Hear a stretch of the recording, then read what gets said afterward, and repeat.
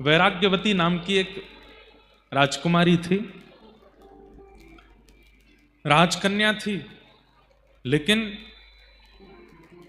पता नहीं कैसे कौन से जन्म का उनका पुण्य था कि जन्म से जब से बोलना प्रारंभ किया वैराग्य की ही बातें मुख से निकलती थी। दुनिया के लोग सुंदर पुष्पों को देख के कहते कितना सुंदर है, कितना सुंदर है, कितनी इसकी सुगंधी देखो, इसका रंग देखो, इस पुष्प की कोमलता देखो। वैराग्यवती कहती सर्दियों को आने दो, पतझड़ का मौसम आएगा, सारी सुंदरता निकल जाएगी इसकी। घर के बड़े लोग कहते तू कैसी बात करती है, तेरे पास और कोई बातें ही नहीं होती। अब घर में रिश्तेदार के रूप में नव विवाहित जोड़ा आते, वो आकर के प्रणाम करते, बोले आप हमें आशीर्वाद दो, हम दोनों की जोड़ी सदा बनी रहे। वैराग्यवती आ जाती, वहां पर भी वैराग्य की बातें करने लगती। मन पंछी उड़ जाई हैं जादिन, तादिन तेरे तनु तर वर के सबई पात झड़ जाई हैं। स्वार लाग करें सब पीती, सुर नर मुनि जन की यह रीति। सब स्वार्थ के संबंधी हैं, ये संबंध कोई विशेष नहीं है, तुम दोनों विवाह करके आए हो। हर जगह वैराग्य की बात करती थी, इसलिए उसका नाम वैराग्यवती। एक समय आने पर तो राजा ने छोटी सी कुटिया बना करके महल के बाहर उनका निवास बना दिया, बोले तुम यहीं रहो। और पूरे दिन क्या करती, केवल ठाकुर जी का स्मरण।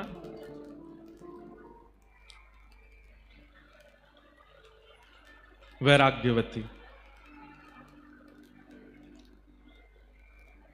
ठाकुर जी का स्मरण करती और कोई उसके पास चर्चा नहीं होती। एक दिन अपनी कुटिया में बैठी थी, नाम की कुटिया थी क्योंकि राजा की पुत्री है तो सब प्रकार सारे सुख थे उसके पास, पिता ने सारी व्यवस्था कर रखी थी, सोने चांदी के बर्तन दे रखे हैं, सब कुछ दे रखा है, सब कुछ व्यवस्थित था उनके पास। तो एक बार एक चोर आया, ध्यान से सुनिएगा, और उस चोर को पता चला कि राजा के यहां पहुंचना तो बहुत मुश्किल है, महल में रहते हैं, बहुत लोग पहरेदारी में रहते हैं, पर ये राजा की पुत्री है वैराग्यवती, ये बाहर रहती है। और हमने सुना है इसके पास भी इतना धन तो है इसकी कुटिया में कि अगर चोरी कर लिया जाए तो हमारा कम से कम 1-1.5 साल का तो पोषण हो ही जाएगा। तो वो चोर जैसे ही वैराग्यवती की कुटिया में प्रवेश करने लगा तो वैराग्यवती उस समय ठाकुर जी की पूजा करके कुछ प्रार्थना कर रही थी, तो उसने सुना ये बोल क्या रही है। तो वैराग्यवती बोल रही थी, ठाकुर जी मुझे संसार से वैराग्य हो गया, माता पिता परिवार सबने मुझे दूर कर दिया, आपकी बड़ी कृपा, आपकी कृपा से सब मुझसे दूर हो गए, बस अब मुझे एक की चाह है, आप मत मिलिए मुझे, पर मेरे जीवन में एक सदगुरु भेज दीजिए, जिन गुरु की कृपा से मैं आपको प्राप्त कर सकूं, ऐसे गुरु मेरे जीवन में भेज दीजिए, गुरु कृपा मुझ पर करवा दीजिए। और ठाकुर जी से बस प्रार्थना करती रहती, मुझे गुरु कब मिलेंगे, मेरे सदगुरु कहां होंगे, मेरे गुरु कब कृपा करने के लिए मेरे ऊपर आएंगे। तभी वो चोर पहुंच गया और चोर ने सुन लिया। चोर ने मन में विचार किया, ये गुरु खोज रही है, भेष ही तो बदलना है, मैं बन के चला जाता हूं। धोती पहन करके, सिर पर बढ़िया त्रिपुंड लगा करके और हाथ गले में कुछ मालाएं डाल करके, झोला टांग करके तुरंत द्वार पर आ गए। और द्वार पर आकर के उस वैराग्यवती से कहने लगे, जल मिलेगा, हम बड़े प्यासे हैं, सीताराम जल मिलेगा। वैराग्यवती ने देखा, देख करके बोली, मेरे द्वार पर संत आए हैं। तुरंत जल लेकर के आई और जल ला करके जैसे प्रस्तुत करने लगी तो वो चोर जो संत का रूप धारण करके बोला, अरे अरे सुनो, प्यास तो मुझे बहुत लगी है, लेकिन मेरा एक नियम है, क्या, मैं जब तक दीक्षा नहीं दे देता, जब तक अपना शिष्य नहीं बना देता, तब तक उसके हाथ से कुछ पाता नहीं हूं। मैं केवल शिष्यों के हाथ से ही जल पीता हूं, शिष्यों के हाथ से प्रसाद पाता हूं। अब प्यास तो मुझे बहुत लगी है, रात्रि का समय, सब सो रहे हैं और तुम्हारे हाथ से पानी पीना है, प्यास तो बहुत लगी, लेकिन बिना शिष्य बनाए कैसे पीऊं।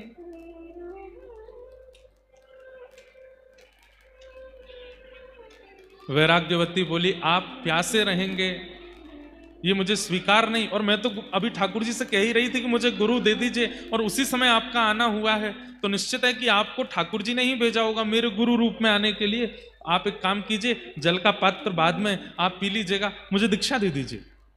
हाँ ये काम बढ़िया रहेगा, बैठो। और चोर ने अब उसको जो भी आता था मंत्र वंत्र बोलना, जो उसको राम नाम याद था या जो भी नाम याद था कान में बोल दिया, और गले में एक माला पहना दी, तिलक कर दिया, बोले आज से तुम मेरी शिष्या हो, लाओ अब जल पिलाओ। जलपान कर लिया। जलपान करने के बाद में गुरुजी बोले बेटा अब हमको आगे अपने आश्रम की ओर जाना है, और आश्रम का बहुत बड़ा उत्सव आ रहा है, उसकी व्यवस्था भी करनी है। जी गुरुदेव आप आज्ञा करो। बोले एक काम करो, तुम्हारे पास जितना भी द्रव्य है, जितना भी सब सामग्री है, सब लेके चलो और हमारे आश्रम में थोड़े सहायता करना। और हमारी गुरु दीक्षा का एक नियम और रह गया है, वो हम अभी करेंगे। क्या नियम है गुरुजी? बोले आप चलो। तो वैराग्यवती चल पड़ी, अपने घर का सारा सामान लेकर के, सारा धन धान्य लेकर के। अब तो गुरु मिल गए हैं, जो कहेंगे सब करूंगी। हम आपको ये बताना चाहते हैं कि गुरु के प्रति निष्ठा का फल ठाकुर जी कैसे प्रदान करते हैं। आजकल भी ऐसा सुनने में मिल जाता है, कई इंटरव्यूज में, कई जगह बड़े बड़े चैनलों पर भी लोग बोलते हैं, संत जन आदि, कथा वक्ता आदि आदि आदि ये तो सब बस लूट रहे हैं, इतना पैसा ले रहे हैं, इतना ये कर रहे हैं, यहां पे ऐसा करते हैं। बहुत सावधानी से सुनो। अगर कोई इस मनस्थिति से कथा कर भी रहा है कि उसको धन कमाना है, कोई इस मनस्थिति से अगर शिष्य बना भी रहा है, तो भी शिष्य की दृष्टि कैसी होनी चाहिए ये सुनिए। उनको दंड नहीं मिलेगा ऐसा नहीं है। जो इस प्रकार लोगों का सिंचन करते हैं और केवल धन को प्रधानता देकर के सारी क्रियाएं करते हैं और रूप बनाते हैं वैष्णव का, ठाकुर जी कह रहे हैं वो बचने वाले नहीं है। उनको दंड यम नहीं देंगे, उनको दंड यमदूत नहीं देंगे, उनको दंड कोई और नहीं देगा, उनको मैं दंड देता हूं। और एक बात याद रखिएगा, क्लास टीचर डांट दे ठीक है, मॉनिटर डांट दे ठीक है, कोऑर्डिनेटर डांट दे ठीक है, प्रिंसिपल के पास अगर बात पहुंच गई तो फिर डांट कुछ ज्यादा ही सीधे रिस्ट्रिक्शन ही होता है फिर स्कूल में। ठाकुर जी प्रिंसिपल हैं, सबको दंड नहीं देते। सबको दंड देने के लिए भगवान ने यमराज जी बैठा रखे हैं, सबको दंड देने के लिए ठाकुर जी ने, अरे भैया आ जाओ, ये जिनकी मैया है वो आ जाओ। हाँ रुको, कहां है, क्या नाम है बता दो, हम बुला दें। अच्छा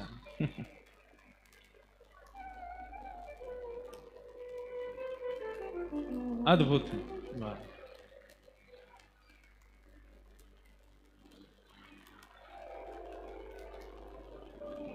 जय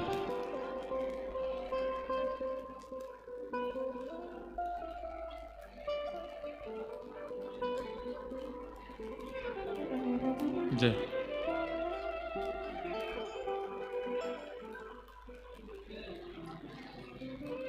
बोलो सदगुरुदेव भगवान की जय। दादाजी महाराज के परम कृपा पात्र और अभिनय जगत के भी अद्भुत कलाकार राजपाल यादव जी भी अभी अभी पधारे हैं, खूब खूब उनका अभिनंदन।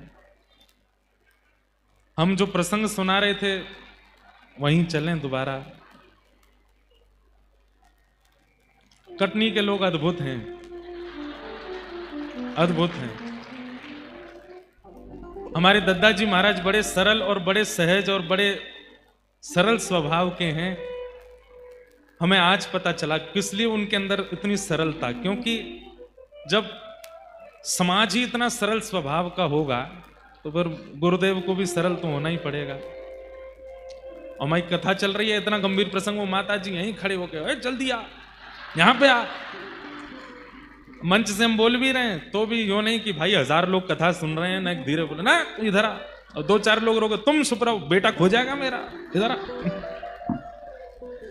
ऐसी सरलता तो अच्छी, पर हमें हमारे प्रसंग पूरे करने तो नहीं, ध्यान से सुनो। तो वैराग्यवती बचपन से ही वैराग्य आ चुका है सब चीजों से, ऐसी राजकन्या वैराग्यवती। कहां तक कहें, राजा ने भी अपने घर से बाहर एक कुटिया बना करके दे दी, वहां रहती है, क्योंकि घर में जो भी आता है सबको वैराग्य का ही ज्ञान देती है। आज गुरु की कामना कर रही थी तो एक चोर गुरु का रूप धारण करके आ गया और कहा कि मैं जल तो तभी पीऊंगा जब दीक्षा लोगी। तो दीक्षा ले ली। दीक्षा लेने के बाद में उस चोर ने कहा कि हमारे शिष्यत्व बनाने की एक विधि जो है वो जंगल में होगी, हमारे साथ चलो। तो राजकन्या वैराग्यवती गुरुदेव के चरणों में सब कुछ अर्पित करने के लिए जितना सोना चांदी, जितना धन धान्य उनके पास था, सब इकट्ठा करके अपने साथ अपने गुरुदेव के साथ जा रही है। बीच घनघोर जंगल में जाकर के उस चोर ने विचार किया, यहां राजा की सेना मुझे नहीं ढूंढ पाएगी और मैं यहां इसके पास जितना धन है सब चुरा करके यहां से भाग जाता हूं, पर यह भी एक तरीके से भागूंगा। कैसे? वैराग्यवती से कहा, वैराग्यवती इधर आओ। जी गुरुदेव आज्ञा करो। ये जितनी पोटली सामान सोना चांदी सब नीचे रख दो। रख दिया गुरुदेव, आज्ञा करो। पेड़ के पास खड़ी हो जाओ। पेड़ के पास खड़ी हो गई। एक बड़ी रस्सी लेकर के आए वो चोर और उस रस्सी से वैराग्यवती को बांध दिया और कहा, अब तुम्हारी असली दीक्षा हो रही है। क्या करना होगा गुरुदेव?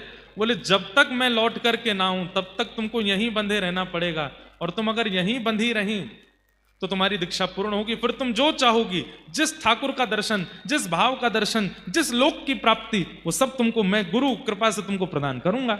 बस याद रहे, जब तक मैं आऊं ना यहीं बंधी रहना। वैराग्यवती बोली, गुरुदेव आप चिंता मत करो, मेरी निष्ठा है आपके चरणों में। बंध गई वहीं पर। वो चोर गुरु जो बने थे सारा धन धान्य लेकर के, सोना चांदी आदि सब चुरा करके वहां से और निकलते बने। अपनी पोशाक वोशाक सब उतार के फेंक दी।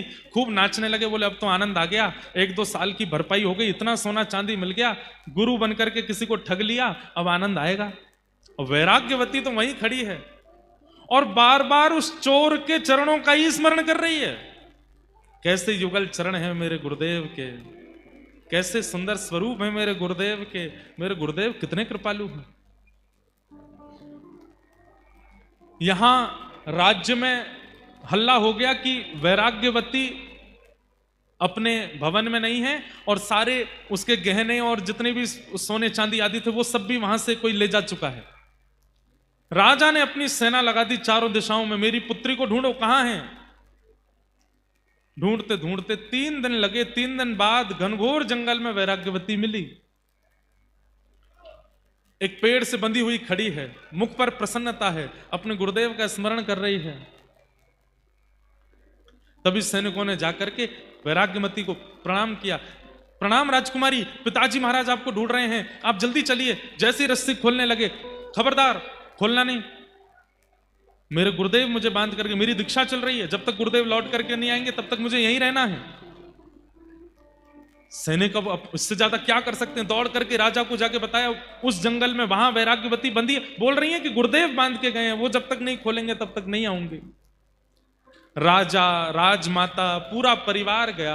सबने जाकर के कहा, वैराग्यवती चलो यहां से, आगे जाना है घर पर, और कब तक बंदी रहोगी, 3-4 दिन तो तुम्हें हो गए। पिताजी आप तो जानते हैं बचपन से ही मेरा स्वभाव वैराग्य का रहा है, कृपा करके जब तक मेरे गुरुदेव आके ना खोलें तब तक मेरे को स्पर्श मत कीजिएगा। मेरे गुरुदेव ही आकर के रस्सी खोलेंगे तभी मैं यहां से जाऊंगी। राजा बोले, तुम्हारे गुरु कौन है, क्या नाम है, कौन से संप्रदाय के हैं, किस शहर में रहते हैं, कहां उनका आश्रम है, कुछ तो बताओ। वैराग्यवती बोली, ये तो मुझे नहीं पता। वो तुम्हें नहीं पता तो फिर कैसे चलेगा काम।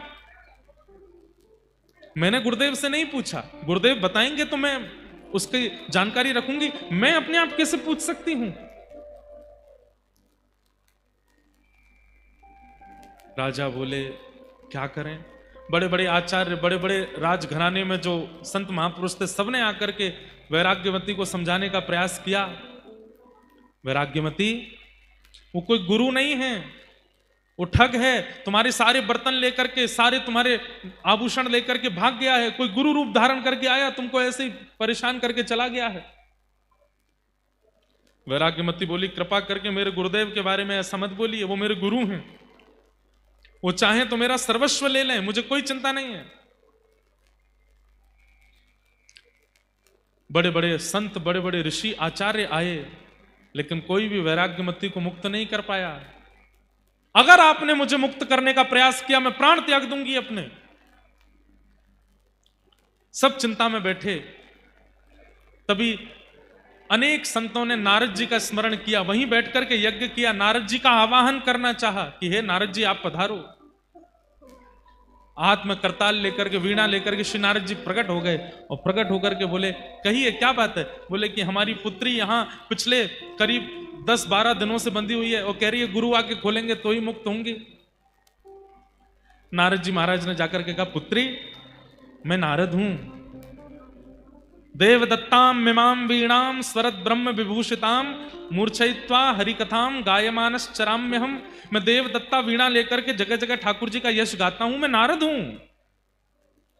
मैं तुम्हें आज्ञा देता हूं, ये रस्सी खोल दो, माता पिता परेशान हो रहे हैं तुम्हारे।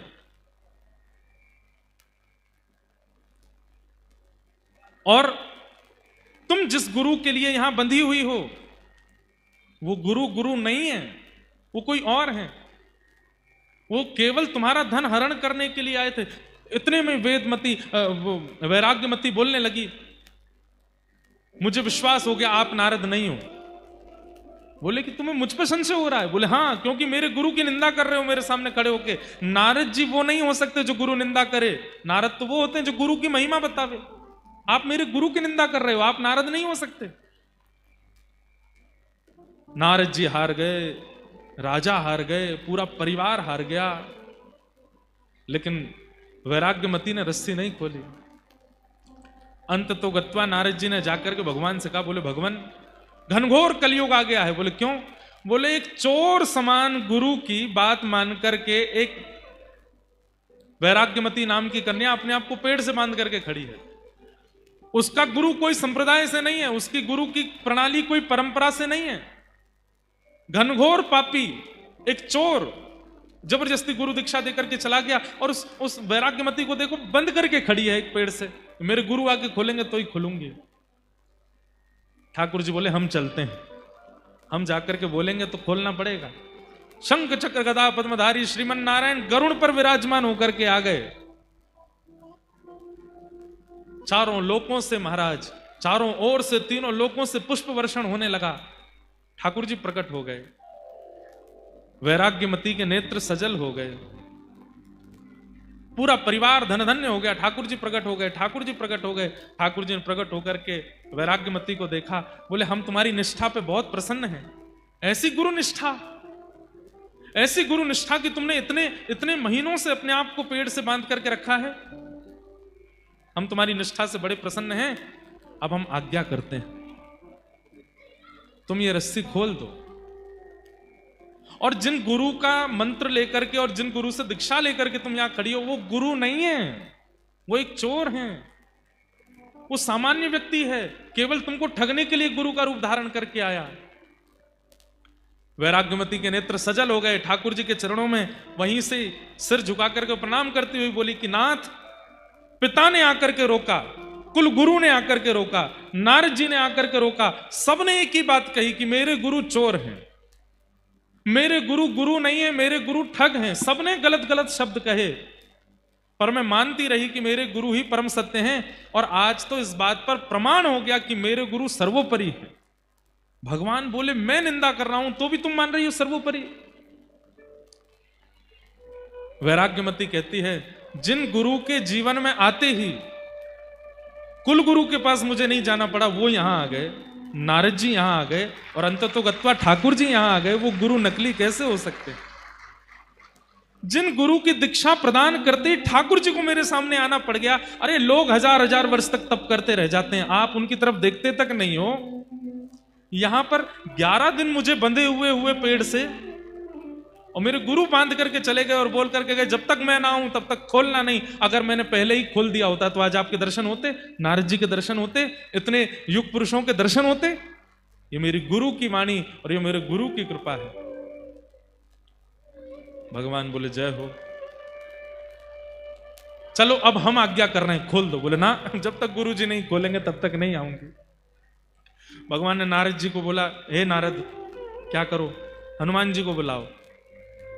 हनुमान जी आए। हनुमान जी के प्रकट होते ही वैराग्यमती बोली, अब तो और विश्वास हो गया कि मेरे गुरु जी, देखो हनुमान जी भी आ गए।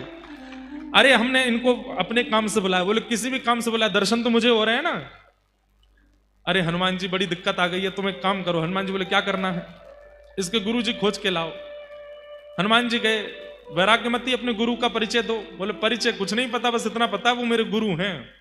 कहाँ रहते हैं, क्या नाम है, क्या है, कुछ नहीं। अरे 10 मिनट पहले दीक्षा हुई, 10 मिनट बाद गुरुजी बांध के चले गए, मुझे कुछ नहीं पता उनके बारे में। और देखो इतनी कम जानकारी होते हुए भी कैसी गुरु कृपा हुई मेरे ऊपर। भगवान से हनुमान जी बोले क्या करना है भगवान, ये तो बावली है गुरु के पीछे। हनुमान जी इसके गुरु को खोजना है, और वास्तविक में वो सिद्धियों से ही पता चलेगा इसके गुरु कहां हैं। तो आप अपनी अष्ट सिद्धियों को प्रकट करके थोड़ा विचार कीजिए, ढूंढिए कि इसके गुरु कहां हैं। हनुमान जी ने अपनी नवनिधि अष्ट सिद्धियों को प्रकट किया और अपने मंत्र शक्ति से ढूंढा। तो ढूंढते अरे राम राम राम राम, क्या हुआ। बोले पास के राज्य में एक नगर सेठ है, उसके यहां पर चोरी कर रहे हैं इसके गुरुजी। बोले वही हैं इसके गुरुजी, लेके आओ। बोले चोर गुरुजी हैं। बोले हाँ। इतने में ही हनुमान जी महाराज तो अंतर ध्यान हुए, गदा लेकर के तुरंत प्रकट हो गए। गुरुजी यहां तिजोरी में से सामान निकाल रहे थे, पीछे मुड़ करके देखा तो पवन पुत्र हनुमान।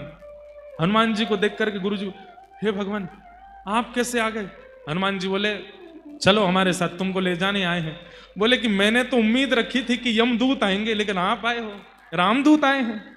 मैंने ऐसे ऐसे काम किए कि मुझे तो लगा कि यमदूत ही आएंगे मुझको लेने, लेकिन आप आ गए नाथ, बड़ी कृपा। हनुमान जी लेकर के पहुंचे। जैसे ही प्रकट हुए हनुमान जी गुरु जी को लेकर के, आहा शंख चक्र गदा पद्म धारण करके गरुड़ जी पर भगवान बैठे हैं, नारद जी बैठे हैं, बड़े बड़े देवता बैठे हैं, और सारा राजवंश खड़ा है, और एक पेड़ से बंधी हुई वैराग्यमती खड़ी है। सबका दर्शन किया पहले तो चोर गुरु जी ने, सब क्रोध में देख रहे हैं उनको।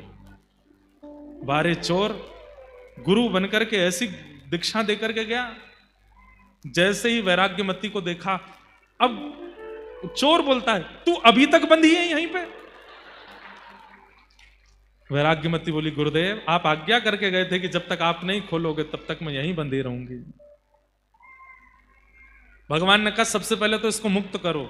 जा करके जैसे ही रस्सी खोली, वैराग्यमती ने चरणों में प्रणाम किया, भगवान गुरुदेव आपकी कैसी कृपा, 10 मिनट आपने मुझे दीक्षा प्रदान किया, रस्सी से बांध करके गए, आपकी कृपा से श्री हनुमान जी का दर्शन, नारद जी का दर्शन, पिता महाराज का दर्शन, गुरुदेव का दर्शन, ठाकुर जी का दर्शन हो गया। गुरुदेव आपको वंदन करती हूँ, प्रणाम करती हूँ। भगवान ने हनुमान जी की ओर देखा, नारद जी की ओर देखा। सब साधन मुझे प्राप्त करने के एक तरफ, हनुमान जी देख लीजिए, और गुरु निष्ठा एक तरफ। ये गुरु निष्ठा है।